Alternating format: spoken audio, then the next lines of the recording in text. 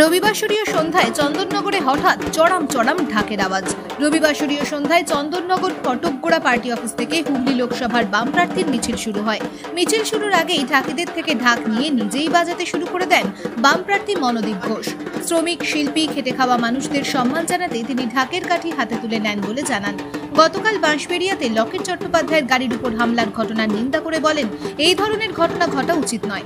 আমরা নির্বাচন কমিশনকে জানিয়েছি যাতে নির্বাচন অবাধ, সুষ্ঠু ও শান্তিপূর্ণভাবে হয়। প্রতিটি প্রার্থী যাতে অবাধে প্রচার করতে পারে তার গ্যারান্টি দিতে হবে। প্রচারে ভালো সাড়া পাচ্ছি।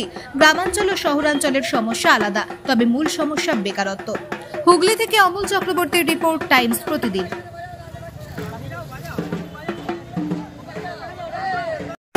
কি বলবেন? না, এটা যত দিন যাচ্ছে প্রচারে আমাদের কর্মীদের উৎসাহ এবং তার সঙ্গে সাধারণ মানুষের সারা খুব ভালো ইতিবাচক। গতকালকে আপনাদের প্রতিপক্ষ বিজেপির প্রার্থী লকেট চ্যাটার্জির উপর হামলা হয়েছে, এই বিষয়ে আপনি কীভাবে দেখছেন যে একটা মহিলা প্রার্থী সেইভাবে হামলা হলো, কীভাবে দেখছেন? এটা তো নিশ্চিতভাবেই এটা এই ধরনের ঘটনা ঘটা উচিত নয়। আমরা নির্বাচন কমিশনের কাছে দাবি করেছি যে এই নির্বাচন যাতে অবাধ এবং শান্তিপূর্ণ হয় এবং প্রত্যেক প্রার্থী তাদের প্রচার যাতে তারা সুস্থ স্বাভাবিকভাবে করতে পারে সেই পরিবেশ গড়ে তুলতে হবে, সেটা গ্যারেন্টি করতে হবে। কী কী বিষয় নিয়ে মানুষের কাছে যাচ্ছেন? ইস্যু আছে, সমস্ত ইস্যুই মানুষের ইস্যু। গ্রামাঞ্চলে মানুষের সমস্যা আর শহরাঞ্চলের মানুষের সমস্যার মধ্যে ভিন্নতা আছে, কিন্তু একটা জায়গায় সমস্যা এক, সেটা হচ্ছে বেরোজগারি, কাজ নেই। যার যেমন যোগ্যতা সেই অনুযায়ী তার যে কাজ পাওয়ার কথা সেই কাজ নেই, এটা মূল সমস্যা। হুগলির মানচিত্রে শিমুর একটা শিল্পর একটা বিশাল জায়গা ছিল, সেখানে দাঁড়িয়ে মানে আপনি যদি মনোনীত হন সেইভাবে কীভাবে আপনি দেখবেন? প্রশ্নটা শুধু শিমুর না, শিমুর ছিল একটা শিল্প প্রতিষ্ঠান, সেখানে গড়ে তোলার চেষ্টা হয়েছিল। আসলে পশ্চিমবাংলায় বামফ্রন্ট সরকার যেটা চেষ্টা করেছিল, এই 34 বছরের তাদের যে কৃষির ওপরে ভিত্তি করে যে শিল্পায়ন, সেইটাই ছিল যার মধ্যে দিয়ে একটা সামগ্রিক উন্নয়ন হতো গোটা রাজ্যে, এবং তারপর নিশ্চিতভাবে সেটার সুফল আমাদের রাজ্যের সাধারণ মানুষ পেত।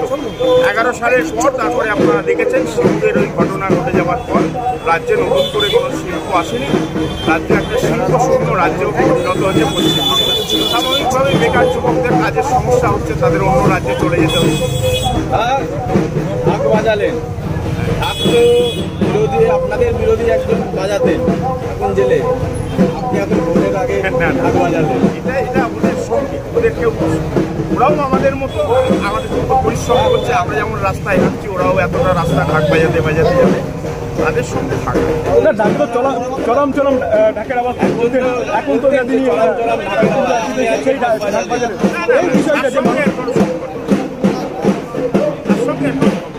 আপনারা সেটাকে বিশ্বাসী করেন? না না না, ওরাও শ্রমিক, ওরা তো শ্রম দিচ্ছে, এটা ওদের একটা পেশা। সেই পেশা আমরা আমাদের সঙ্গে এতটা রাস্তা হাঁটছে, তাদেরকে উৎসাহিত করবার জন্য আমরা এটা করি। এই যে হুগলি দিদিকে মানে চটকল শিল্প অঞ্চল কত জোর দেবেন আপনি? চটকল তো সারা রাজ্যে, শুধু চটকল কেন, শুধু তো বললাম যে নতুন শিল্প হয়নি, পুরনো শিল্প বন্ধ হয়ে গেল এবং চটকলের শোষণ হচ্ছে নির্ভর। আপনারা ভালো করে খোঁজ নিয়ে দেখবেন যে অমানবিক শোষণ হয়।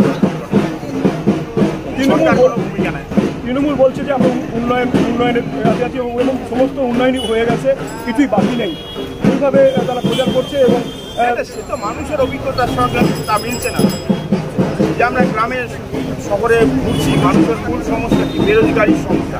গ্রামাঞ্চলের মানুষ 100 দিনের কাজ পাচ্ছে না, কৃষক ফসলের ন্যায্য দাম পাচ্ছে না, বলা করে গঙ্গার ভাঙন করা যাচ্ছে না, মানুষের বাড়ি ভেসে যাচ্ছে গঙ্গার জলে। কোথায় উন্নয়ন হলে এগুলো থাকে?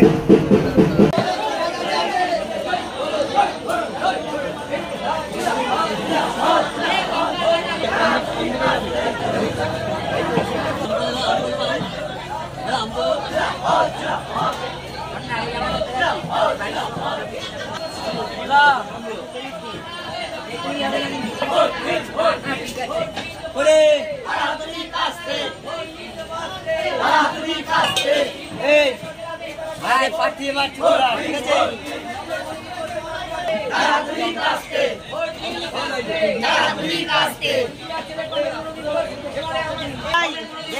আপনাদের এলাকায় এসে আপনাদের সঙ্গে পরিচিত হতে, আপনাদের আশীর্বাদ দিতে, আপনাদের সঙ্গে মত বিনিময় করতে, আপনারা আপনার সঙ্গে মত বিনিময় করুন এবং